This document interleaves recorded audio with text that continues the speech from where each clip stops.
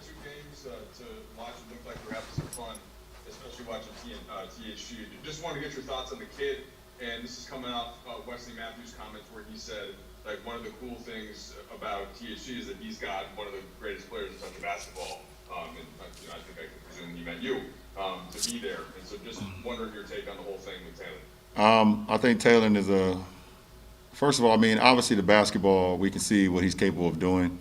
For him to be 20 years old, he hasn't even scratched the surface yet of what he's going to be. But the kid can flat out play. I saw it about 3.5, 4 years ago. I was watching a high school basketball game, and I happened to catch Simeon playing. And I told our agent at the time, it's now Taylor's agent, Rich Paul, told my agent, I said he need to take a look at this kid, Taylor Horton Tucker, that's at Simeon. I think, the kid is super talented. This is like 4 years ago. Long story short, I mean, obviously, you see what he's doing now. And he's going to continue to get better and better and better, as the days goes on. He get an opportunity to practice against us, the guys as veterans and things of that nature. So he's going to continue to improve, and he's going to do some really good things in this league for a long time. Dave? Hey, LeBron, there's some similarities you could draw between where you were in your career in 2010 and Giannis Antetokounmpo coming into this offseason. Could you see how tough perhaps that decision was for him, and how did you react to the news today that he re-upped for the max extension? I don't know if I can relate to his situation. All of our situations are different, totally different, actually. They tried to build something great for him, and obviously they did enough to keep him there. And I think it's great that he's staying there. He's committed to that franchise, and and that's what it's all about. So, but I don't think my situation and his situation, it's no similarities, and it's totally different. Ben Weggie? Yeah, Rob. I wanted to ask you about House 330 and kind of how that came together and what you're kind of hoping to accomplish with it. Well, how it came together is us continuing to want to listen to our families. We listen to our kids, we listen to our families and what their needs are. And we're just not settling for, what we've done in the past. We want to continue to grow. And we believe House 330 is the next step on providing, the future for our kids and for our families. Tangiers has been a place that I grew up going to. Used to have a lot of banquets there as a kid, either when I was playing Little League football or Little League basketball, all the way up through high school. So I know how important that landmark is to our city and to the city of Akron. And for us to be able to take over that venue and create a space for our families and our kids and people that want to come and see what we're doing, I think it's amazing. I thank Chase and Old El Paso, Dick's Sporting Goods, and so many other partners that we have on just believing in us and being able to create something that our families and our kids will last forever. It's one of the best things I've done and we've done as a foundation, and we're going to continue to build off of that because our kids they need it. This is how you create generational change, and we want to continue to do that for our community.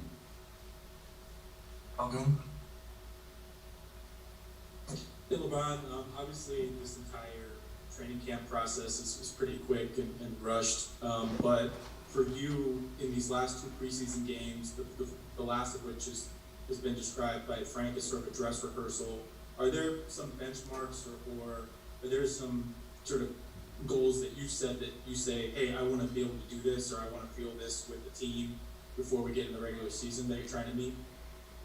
No, I mean, actually, I just want to continue to, if it's tomorrow, in Phoenix, if it's Friday, I want to just continue what the ball club has been doing. I mean, they've been sharing the ball, moving the ball, playing at a really good pace and trying to defend and rebound. And, we just want to, pick up back where we left off in the bubble, but also enhance that with the new guys. I mean, I'm gonna do the same thing. Whatever it takes for our ball club to win, I'm gonna bring my game. You guys know what my game provides for this ball club, and and I'm gonna produce that every night.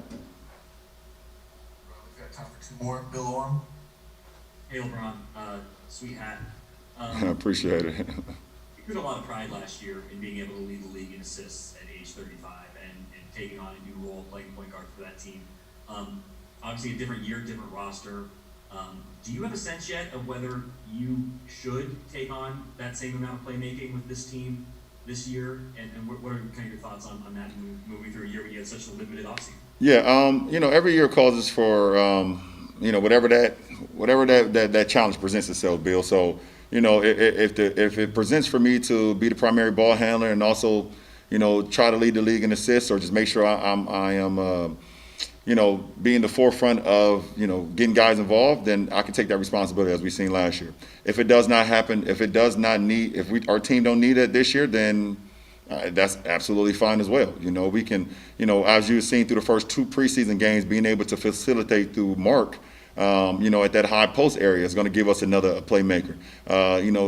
Dennis is going to give us another playmaker. So, it doesn't matter, for me. Whatever, the team needs for me to do this year. Last year calls for me to be the primary ball handler, to make sure I get guys involved, to make sure I keep the ball moving and things of that nature, and it worked well for us. But every year is its own challenge. So this challenge could be different. And whatever the coaching staff or the players come to me and they say, okay, we need you to score more than you did last year, or we need you to try to assist more than you did last year, I'll try to do that. Or you need you to defend more. Whatever it is, I just want to win. And, that's all it's about for me. Just want to bring that Turner. Ron, how you doing today, man? I'm good, B. Good. Look, I'm just wondering, what motivates you to get involved in your community projects, and how gratifying it is to do that and hear other athletes speak up about that and also want to be involved in their communities?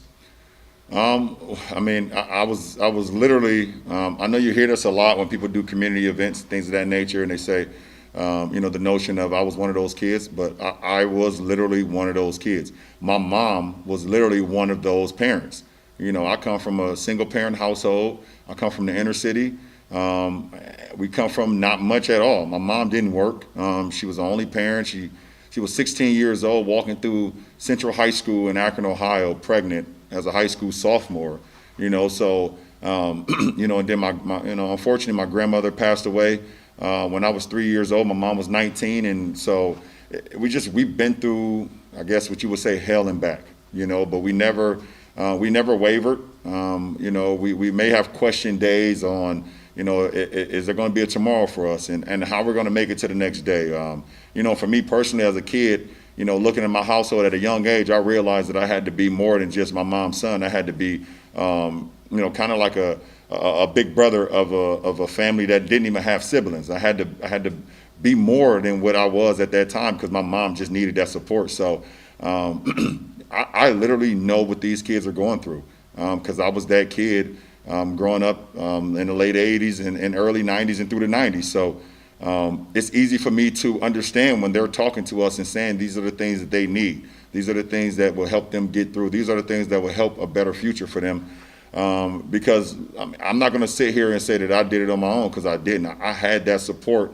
When I started to play sports, I had coaches, Little League coaches, Frank Walker, Coach Drew Joyce, Bruce Kelker, Willie Earl, a lot of these coaches when I was a kid who saw me as a talent, but they also saw me as a young man, and they was like, okay, this guy can be, more than just a guy that could play sports. We need to have the support for him. And then I had my friends that, the Drew Joyces and the Willie McGee, Sheon Cotton, Frank Walker, Brandon Weems, Romeo Travis. I had those guys, that became my brothers and helped me get to this point where I am today. And you add on Maverick and Rich and Randy.